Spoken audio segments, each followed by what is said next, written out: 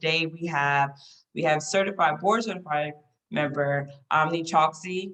Oh, she's a wellness coach, and she specializes in fertility. And we're here to kind of get into that. How are you doing today? I'm great. How are you? I'm great. I'm great. The sun is shining. It's a new day. Yeah. So definitely thank you for that. Can you share with us your experience with health and wellness? Yes. Okay. So my name again is Ami Choksi. I'm a board certified health and wellness coach. I work with women who are trying to conceive. So in the fertility world, um, I work specifically for a fertility practice. So I do a lot with women who are going through fertility treatment. So IVF, IUI, that type of assisted reproductive technology. Like how soon can they Yeah. detect if they're having issues or what's So ideally, I'd love to work with anyone who wants to get pregnant, but in infertility, for women who are 35 or below, typically, they tend to see a specialist after 6 months.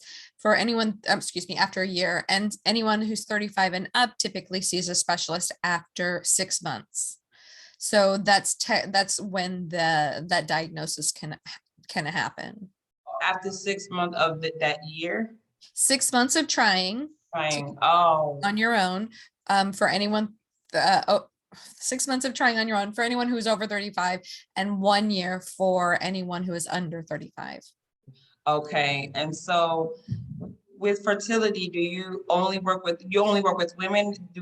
Is there an aspect for men or do they Yes, play a part in fertility process? absolutely. So we need both men and women to procreate. So, and both of their health can play a part into it, can play into that. So I work mostly with women because it's really, our patients are women, but their partners are often always involved as well. So what I find is what's good for the women is also good for men as well. And what I also find is that your fertility is a function of your overall health. So we're getting your health in line and balanced for both men and women so that they can say optimize their chances for a successful outcome. How does hormones play a part in all of this?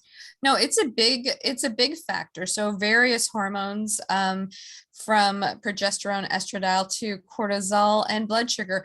What I like to focus on is keeping balanced blood sugar, as well as reducing stress and therefore cortisol, so that the overall hormonal health, the overall picture for hormone health is in balance. You know, many of our patients are talking to their doctors, going into having this infertility diagnosis can be very scary. There's a lot of uncertainty around it. And so they're asking their doctors, what else can I be doing alongside my treatment? And that's where I come in. So I look at the lifestyle factors, the overall picture, their holistic health, and that could be a deep dive into sleep, stress management. Food is a big one. Resources that they can use, it's a very uncertain time. There's a lot of anxiety built up. So how to build resilience. Nobody really expects to have to go through this, so they don't realize how much energy is put into this. So building resilience around this time of uncertainty, and also taking a look at the environmental factors that could be playing a part in In the in their process? situation. Yeah. I mean, and even speaking about things that may play a part in the situation, and I'm gonna, I guess, rewind back to, like, let's say pre-teenage years or early Yeah. 20s. Do you think that birth control affects that or can, even though we are all women and we have like the same organs, it may affect us differently. And I often think about that. How does that affect whether I will be able to be fertile later on, or those are things that I've thought about. Yeah. And personally, I have never taken any birth control pills. Mhm. I'm just a condom believer. I'm a safety girl, so I'm one of those people. But I've always been afraid that even when I was younger, you learn about your body, you go to the doctor, and and just the pill taking, the birth, it's just so much work as women that what we have to do. I often worry, like Mm, if I was to take pills, would that affect me in the long run? right.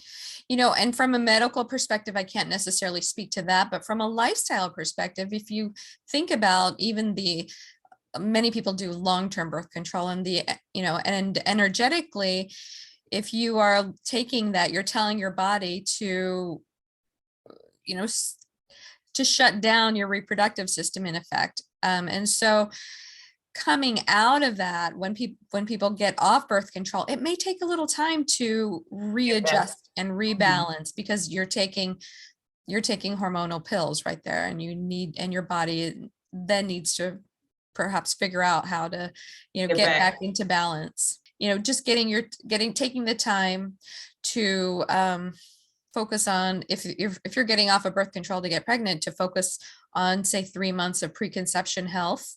Um, Oh, I never to heard of that Yeah, preconception health. yeah. So That's new for me. yeah, so just and getting your body to a place of optimal hormonal health is a great idea. Is a fantastic idea to really understand where your body is, where you're coming from, and where your natural hormonal state is. And in regards to surrogacy, do you assist, does fertility assist with surrogacy, or is that a process that's combined, or that's a separate entity? So our practice works with women who want to conceive with their own eggs, Okay. with their own and with their partner's sperm, but we also assist patients who would be using donor egg, donor sperm. And there's also donor embryo. So where the sperm and the egg are already formed into an embryo. There are people, and we do also assist with surrogacy as well, gestational carriers.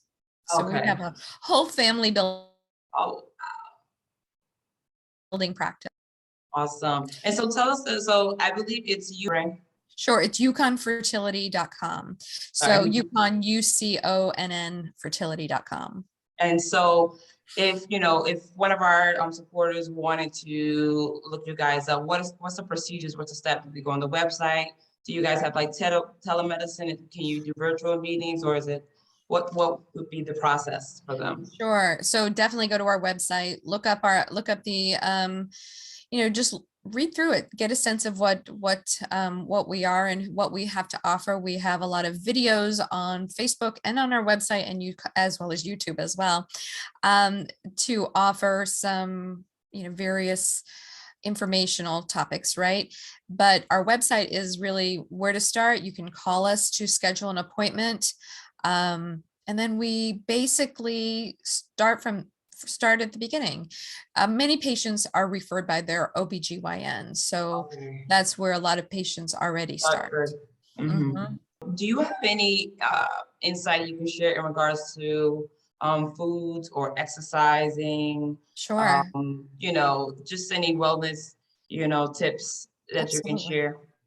So And before you go forward, I do always say this in all the videos and the conversations, that we encourage all of our supporters in the audience to go out and seek information on their own and connect with their primary care doctor, or go on a website, learn about it. The conversations that we're having, it's a general conversation. And, we know that people have their practices and their professions. So the information we're given isn't for you specifically, it's to intrigue you to hold yourself accountable to go and make those appointments, go on the websites, learn the information, schedule an appointment. We want to champion you all in doing that. So with that being said, if you can share yeah. some insight, because I just like to always make that be clear. Well, I love that because understanding your options is empowering. Yes. But as far as food goes, yes. So many of our patients feel, okay, like I mentioned, there's a lot of uncertainty in this situation. They feel out of control. Nobody really teaches you that you're going to have to go through this. You just assume that you have sex and then you have a baby, and that's not always the case. So one way that I like to suggest, one thing I like to suggest as far as maintaining that control is to um, focus on how you pair your and combine your foods for you and your partner to ensure blood sugar balance, blood sugar regulation, as well as nutrient density, because that supports the future baby that you want to have. But it also supports your current health, your physically. It supports your mental health, because when you focus on those things, your mood basically it stays very even, as opposed to taking dips and spikes. So that, and when you have spikes, have these dips and spikes, it really can trigger even more anxiety than you might already be having going through this. So fiber and protein, fiber mostly in the form of vegetables, and protein in every meal to encourage that stable blood sugar, as well as the nutrition that comes from especially the vegetables. Awesome. And basically, if it's possible, the partners can do this as a team. Yeah, cook together, shop together, eat together, and Make the baby together. You're gonna make the baby together. And So, this works for people who are in treatment or or not in treatment yet. yeah, definitely. Well, thank you so much for taking the time out to have a conversation with us with our Shut Up and Talk About Wellness Lifestyle brand, our Health Talk series. We're having conversations with individuals across the world, literally. Yeah. And we haven't spoken to anyone from a fertility clinic at all. You're the first representative, and it's some of our viewers are women and men, and I do know that they are concerned with that.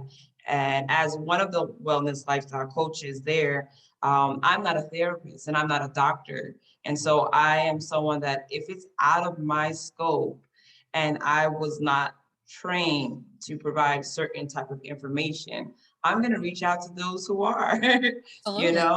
and you are a board certified wellness coach. So that's definitely an inspiration as well. We want to say thank you for joining us. Thank you And for having me. everyone stay tuned, and thank you again. Bye-bye. Thank you for doing this. Thank you. Yes, you're welcome.